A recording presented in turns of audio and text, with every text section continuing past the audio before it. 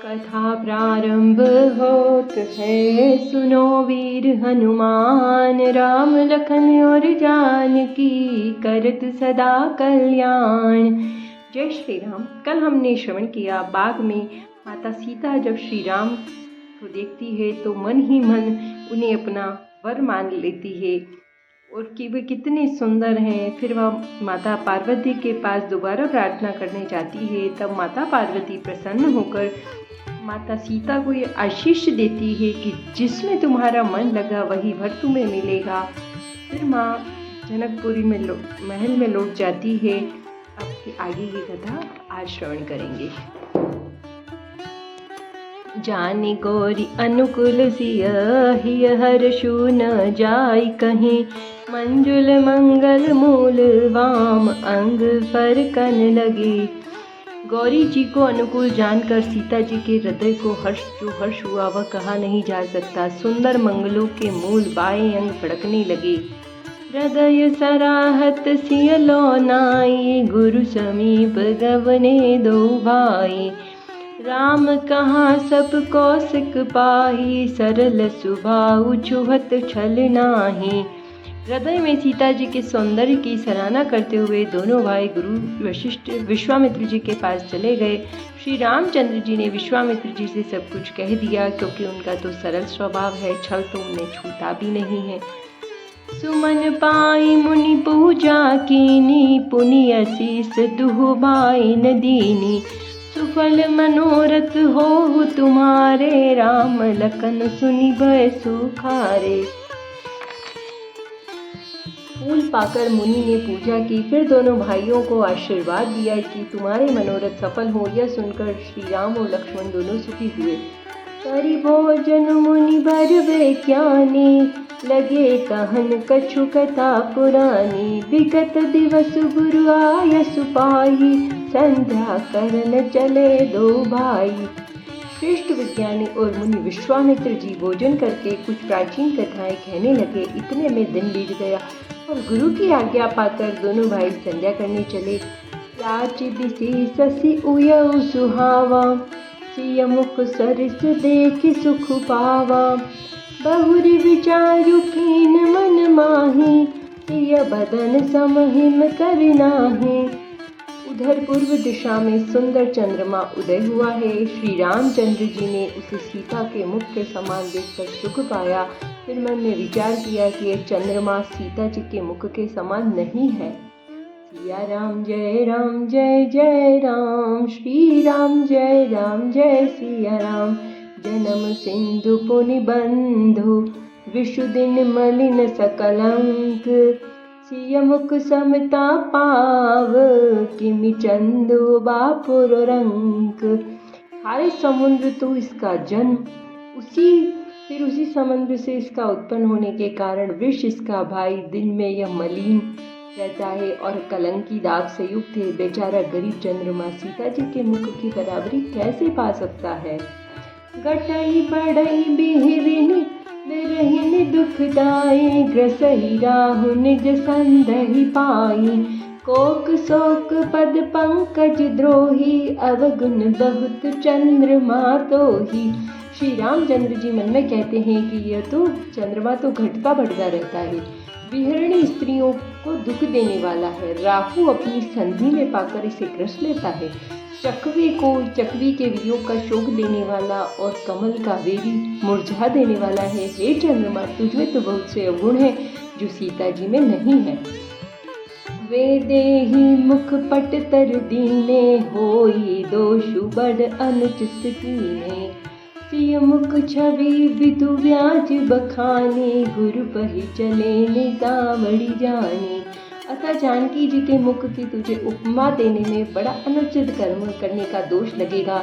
इस प्रकार चंद्रमा के बहाने सीता जी के मुख की छवि का वर्णन करके बड़ी रात हो गई जान फिर गुरु जी के पास चले। करि मुनि चरण सरोज प्रणाम, आय सुपाई कीन विश्रामा। विगत निसार गुनायक जागे, बंधु बिलो की कहन अस लागे। मुनि के चरण कमलों में प्रणाम करके आज्ञा पाकर उन्होंने विश्राम किया। रात बीतने पर श्री रघुनाथ जी जागी और भाई को देखकर ऐसा कहने लगे। उयऊ अरुण अवलोकहु ताता, पंकज कोक लोक सुखदाता। बोले लखन जोर जुग पानी, प्रभु प्रभाव सूचक मृदुबानी। हे तात देखो, कमल चक्रवाक और समस्त संसार को सुख देने वाला अरुणोदय हुआ है। लक्ष्मण जी दोनों हाथ जोड़कर प्रभु के प्रभाव को सूचित करने वाली कोमल वाणी बोले। सिया राम जय जय राम, श्री राम जय सिया राम। अरुणोदय सकुचे कोमुद, उड़गन ज्योति मलीन। जिमि तुम्हार आगमन सुनी, भय नृपति बलहीन। अरुणोदय होने से कुमुदनी सकुचा गई है और तारागणों का प्रकाश फीका पड़ गया है। जिस प्रकार आपका आना सुनकर सब राजा बलहीन हो गए हैं। नभ सब नखत करही उजियारी, टार न सकही चाप तम भारी। कमल कोक मधुकर खगनाना, हर्षे सकल निसावसाना।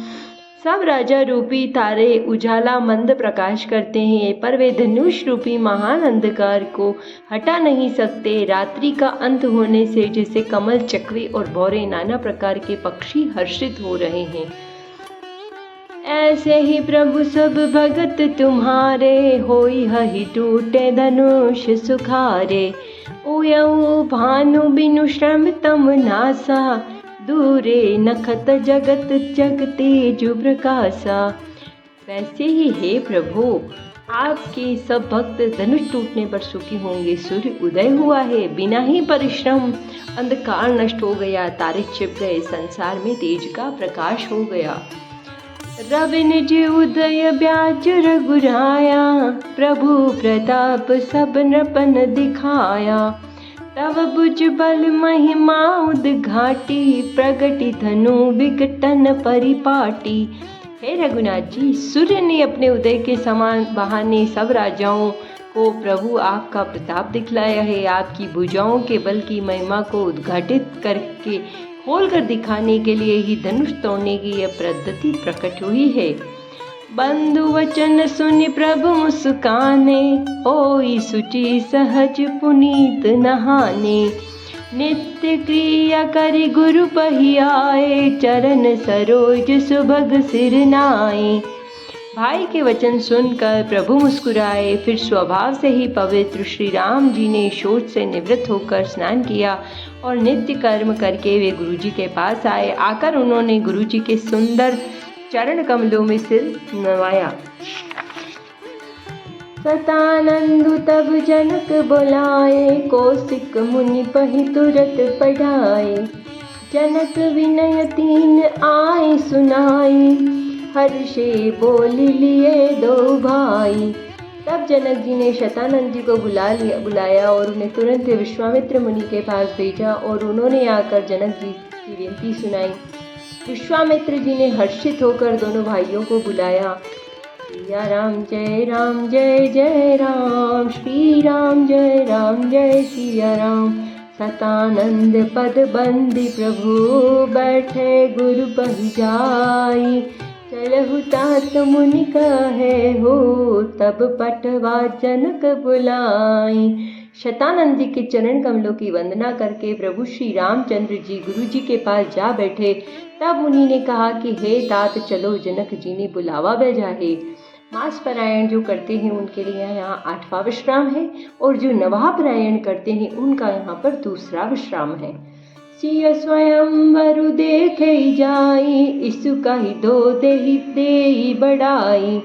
लखन कहा जस भाजन सोई, नाथ कृपा तब जा पर होई। चलकर सीता जी के स्वयंवर को देखना चाहिए। देखें वे ईश्वर किसको बढ़ाई देते हैं। लक्ष्मण जी ने कहा, हे नाथ, जिस पर आपकी कृपा होगी वही बढ़ाई का पात्र होगा। धनुष तोड़ने का श्रेय उसी को प्राप्त होगा। हर्षि मुनि सब सुनि बरबानी, दीनी असीस सबहि सुखवानी। मुनि वृंद समेत कृपाला, देखन चले धनुष मखसाला। इस श्रेष्ठ वाणी को सुनकर सब मुनि प्रसन्न हुए। सभी ने सुख मानकर आशीर्वाद दिया। फिर मुनियों के समूह सहित कृपालु श्री रामचंद्र जी धनुष यज्ञशाला देखने चले। रंग भूमि आए दो भाई, अस सुधि सब पुरवासन पाई। चले सकल ग्रह काज विशेषी, बाल जुबान जरठ नर नारी। दोनों भाई रंगभूमि में आए हैं, ऐसी खबर जब सब नगरवासियों ने पाई, तब बालक जवान बूढ़े स्त्री पुरुष सभी घर और काम काज को भूलकर चल दिए। देखी जनक वीर व्यवहारी, सुचि सेवक सब लिए हकारी। तुरत सकल लोगन पैजा, आसन उचित देहु सब काहू। जब जनक जी ने देखा कि बड़ी भीड़ हो गई है, तब उन्होंने सब विश्वास पात्र सेवकों को बुलवा लिया और कहा, तुम लोग तुरंत सब लोगों के पास जाओ और सब किसी को यथा योग्य आसन देकर बिठाओ। सिया राम जय जय राम, श्री राम जय सिया राम। कहीं मृदु वचन विनीत, तिन बैठारे नर नारी। उत्तम मध्यम नीच लघु, निज निज थल अनुहारी। उन सेवकों ने कोमल और नम्र वचन कहकर उत्तम और मध्यम, नीच और लघु सभी श्रेणी के स्त्री पुरुषों को अपने अपने योग्य स्थान पर बिठाया। कथा विसर्जन होत है, सुनो वीर हनुमान। राम लखन और जानकी, करत सदा कल्याण। जय श्री राम। हर हर महादेव। नमः पार्वती पतये। आप सभी से मेरा निवेदन है कि आपको कथा अच्छी लगी तो कमेंट बॉक्स में जय श्री राम अवश्य लिखें। मेरे चैनल को लाइक करें, सब्सक्राइब करें और अपने दोस्तों के साथ शेयर करें। जय श्री राम। आपकी लाइक और कमेंट से मुझे मोटिवेशन मिलता है। धन्यवाद।